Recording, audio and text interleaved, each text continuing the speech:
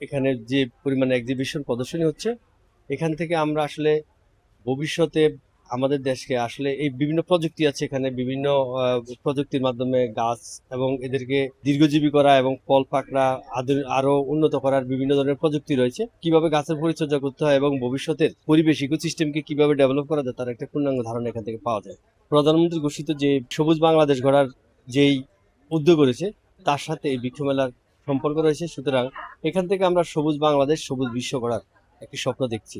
প্রাকৃতিক পরিবেশে একটা ইকোসিস্টেম তৈরি করা হয়েছে, সেখানে মাছগুলো এই প্রাকৃতিক পরিবেশেই বড় হচ্ছে এবং এই পরিবেশের সাথে অ্যাডজাস্ট করার জন্য যা যা করা দরকার সেই ব্যবস্থাগুলো অ্যাকোয়ারিয়ামে রয়েছে। এটা আসলে একটা চমৎকার একটা ক্রিয়েশন বলতে পারেন। এটাই বলছি যে গবেষণার বিষয়।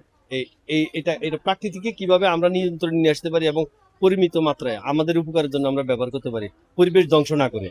কারণ এটা পরিবেশ ধ্বংস করতেছে না, পরিবেশকে ডেভেলপ করতেছে, ইকোসিস্টেমকে ডেভেলপ করতেছে। এখানে যেভাবে পরিচর্যা করে একটা অ্যাকোয়ারিয়ামের মধ্যে একটা ইকোসিস্টেম তৈরি হচ্ছে, আমাদের পুরো দেশটাকে এবং পৃথিবীকে আমরা এভাবে নিয়ন্ত্রিত প্রক্রিয়ার মাধ্যমে এই ইকোসিস্টেম ডেভেলপ করতে পারি।